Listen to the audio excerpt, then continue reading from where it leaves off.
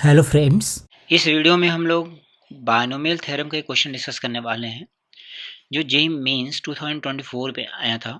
ये question friends बहुत ही ज़्यादा कॉम्प्लिकेटेड सा है। इसमें क्या दे रखा है आपको, coefficient of x to the power 30 है ना। इसको जब हम लोग एक्सपेंड करेंगे तो उसमें जहाँ जहाँ भी x टू द पावर 30 मिलेगा सभी को एक पास लिखेंगे और इसके साथ में जो भी कुछ मल्टीप्लाई होगा वो कोफिशिएंट किसके इक्वल हो गया, alpha. Then we have to find the value of mod of alpha, मतलब नेगेटिव में आ रहा होगा तो उसको प्लस बना देना होगा। तो यहाँ पे देखिए फ्रेंड्स, जैसे यहाँ पे थ्री फैक्टर्स हैं। थ्री फैक्टर्स में कोफिशिएंट्स निकालने के लिए जो तरीका होता है वो होता है कि नॉर्मली ये मर्ज हो जाया करते हैं, बट यहाँ पे मर्ज नहीं होंगे, ये काफ़ी डिफिकल्ट हैं ये। तो यहाँ पे आपको काउंटिंग करने के लिए परमुटेशन कॉम्बिनेशन का यूज़ करना होगा। तो चलिए, मैंने इसका सोल्यूशन लिख रखा है, मैं सोल्यूशन आपको डिटेल में एक्सप्लेन करता हूँ। उससे आपका टाइम सेव होगा और आपको ज़्यादा समझ आएगा। तो जो लेंदी क्वेश्चंस होंगे जिसमें कैलकुलेशन लेंदी है, उस तरह क्वेश्चंस को मैं कोशिश करूंगा कि आपको सोल्यूशन से एक्सप्लेन करूं। वो ज़्यादा बेनिफिशियल होगा आपके लिए, रेदर देन मैं उसको सॉल्व करूंगा तो फिर आप कहीं ना कहीं डाइवर्ट हो जाएंगे कैलकुलेशन से। तो चलिए ज़रा इस वाले को देखें हम लोग। तो देखिए फ्रेंड्स, मैंने यहाँ पे जो है, यहाँ पे मैंने इसका सोल्यूशन लिख रखा है। ये जो एक्सप्रेशन गिवन है इसमें x टू द पावर 30 चाहिए, तो नॉर्मली इसको हम इस तरह से लिखते हैं, है ना। Coefficient of x to the power 30 in the product 10, ये लिख लिया।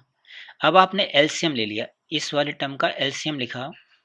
एलसीएम लिखेंगे तो हमें यहाँ आएगा x plus 1 to the power 6 और डिनोमिनेटर में आ गया x टू द पावर 6, ऐसा। अब डिनोमिनेटर में अगर x टू द पावर 6 है तो न्यूमरेटर से कितनी पावर चाहिए होगी आपको, 36 पावर्स। तो अगर डिनोमिनेटर में 6 पावर पहले ही आ चुकी है, देन न्यूमरेटर से हमें कितनी पावर चाहिए, 36 पावर्स। तो इसका मतलब अगर हम डिनोमिनेटर को गायब कर देंगे तो इसको हम लोग रीराइट, ये वाली जो चीज़ है इसको रीराइट कर सकते हैं इस तरह से। तो रीराइट करेंगे तो कैसा मिलेगा हमें, देखिए रीराइट करेंगे तो हमें मिलेगा लाइक 10। इस वाले एक्सपेंशन में हमें एक्स रेस टू 36 का कोफिशिएंट चाहिए। फिर इसको हमने बायनोमियल थ्योरम की हेल्प से एक्सपेंड कर लिया। क्या होता है, x plus y to the power n, ऐसा अगर रहता है तो इसको लिखते हैं हम लोग, मतलब इसका जनरल टर्म क्या लिखते हैं, n c r x raise to n minus r y to the power r. इसी का यूज हम लोगों ने कर रखा है। देखिए ये जो 6 है तो यहाँ पे एक्स की जगह पे तो 1 है, वाई की प्लेस पे वाई एक्स है, तो x to the power r हो गया। ऐसे ये वाला लिखा तो यहाँ आ जाएगा 2p, ये वाला लिखा तो ये वाला हो जाएगा। मतलब इसी का यूज करना है आपको। जैसे मान लीजिए मैं एक लिख करके दिखाता हूँ आपको, 1 - x³ टू द पावर 8 लिखा हुआ, इसका जनरल टर्म लिखना है तो मैंने लिखा 8c r, ऐसा लिखा। -1 टू द पावर, देखिए यहाँ पे -1 है, या -1 मत लिखिए, x³ टू द पावर क्या लिख देंगे आप, r लिखेंगे। तो देखिए -1 यहाँ से बाहर आ गया, हमने r इसलिए यूज नहीं किया क्योंकि एक जगह यूज कर लिया था, यहाँ मैंने q यूज कर रखा है। तो आई होप आपको इतना समझ आया होगा। देन सबसे पहले ये लिखने के बाद हम जितने भी टर्म्स होंगे, 6cr 7cp 8cq, उनको एक साथ कर लिया और ये जो माइनस साइन है बाहर निकाल लिया। माइनस साइन कैसे बाहर निकाल सकते हैं, क्योंकि यहाँ पे आर लिखा तो इसी चीज़ को आप लिख सकते हैं -1 to the power r x raise to 3r, ऐसा लिख सकते हैं। अभी मैं इसको इरेज कर देता हूँ, ऐसा लिख सकते हैं। तो यहाँ पे जितने भी x के पावर्स हैं सबको एक साथ लिख लिया, 2p 3q और r लिख लिया। अब x की पावर कितनी चाहिए हमें, 36 चाहिए, है ना फ्रेंड्स। अब x की पावर 36 चाहिए, तो अब यहाँ पे देखिए कुछ और चीज़ें होती हैं जो आपने यहाँ पे कंडीशन लिखी है। यहाँ पे r पे को कंडीशन बनता है, r की वैल्यू 0 से लेकर के n के बीच में होती है और r कोई होल नंबर होता है हमारे पास, है ना, डेसिमल में नहीं ले सकते हैं। ये कंडीशन होती है, इसी कंडीशन को हम लोगों ने यहाँ पे लिख रखा है। जब इस वाले पार्ट को हमने ओपन किया था तो r की वैल्यू कितनी हो गई, 0 से 6।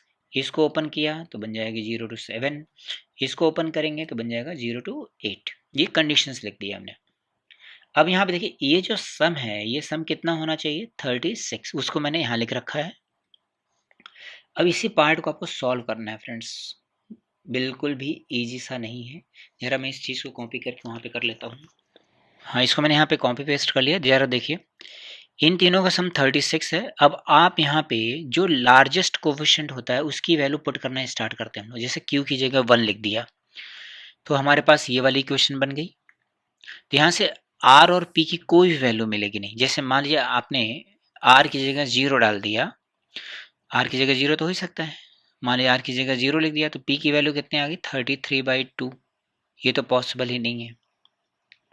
r की जगह पे 1 लिख दिया तो p आ गया 16, कोई पॉसिबिलिटी नहीं है। अब मैंने r की मैक्सिमम वैल्यू डाल दिया 6, तो p की वैल्यू तभी भी डिफाइंड नहीं है। इसका मतलब यहाँ पे हमें कोई भी वैल्यू नहीं मिलेगी। ऐसे मैंने Q2 लिखा तो यहाँ पे आ गया हमारे पास 30। अब अगर हम P की मैक्सिमम वैल्यू डाल दे रहे हैं तो R की वैल्यू 16 मिले, जबकि R की वैल्यू मैक्सिमम कहाँ तक जा सकती है, 6 तक जा सकती है। अगर ये 6 तक जा सकती है तो हम 16 तक तो जा ही नहीं सकते, मतलब नॉट पॉसिबल। ऐसे R की जगह 3 लिखा तो R की मैक्सिमम वैल्यू 13 तक जा रही, अगेन नॉट पॉसिबल। 4 लिखा, अगेन नॉट पॉसिबल, देखिए 10 तक जा रहा है ये, है ना। 5 लिखा तो फिर से नॉट पॉसिबल। हमें वैल्यू मिलना स्टार्ट हो गई 6 से। जब Q की जगह 6 लिखेंगे तो R plus 2P plus R बन जाएगा 18। अभी P की आपने मैक्सिमम वैल्यू डाला तो R की वैल्यू 4 हो गई। देखिए इस इंटरवल में सब मैच होने लग गया। P की वैल्यू 6 लिखा तो R की वैल्यू 6 हो गई, ये भी मैच हो रहा है। अब मैंने Q की जगह 7 लिखा, Q की जगह 7 लिखेंगे तो 2R प्लस P की वैल्यू हो गई 15। फिर से हमें 3 वैल्यूज मिल जाएंगी, वो हमें चेक करना होगा इस इंटरवल में सेटिस्फाई हो रही है या नहीं। ऐसे Q की जगह 8 लिखा, Q की वैल्यू 8 को क्रॉस नहीं कर सकते, मतलब ये लास्ट वैल्यू है। तो ये हमारे पास आ गया लाइक 10।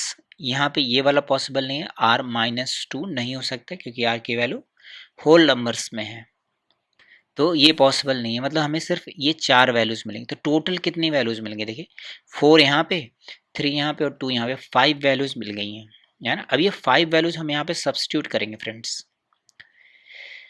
तो जैसे पहली वाली वैल्यू लिखा Q6 R4 और P7, देखिए यहाँ लिख दिया Q6 8C6, P7 7P7 और R की जगह 4 6C4 और -1 टू द पावर कितना लिखेंगे 6, इसलिए प्लस में लिख दिया था, इतना लिख लेंगे।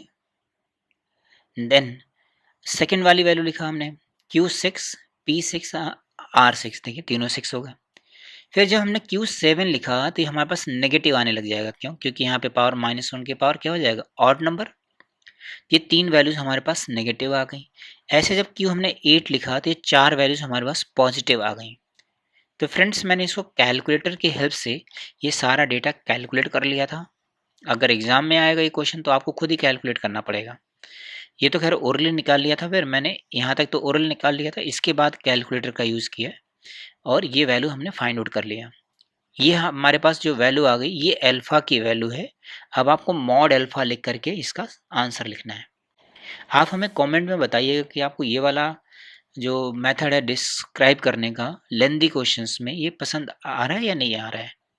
तो मैं उसके हिसाब से फिर नेक्स्ट स्टेप लूँगा कि आपको इस तरह से बताऊँ या फिर पूरा सॉल्व करके बताऊँ। आई होप आपको ये समझ आया होगा फ्रेंड्स। Okay, thank you.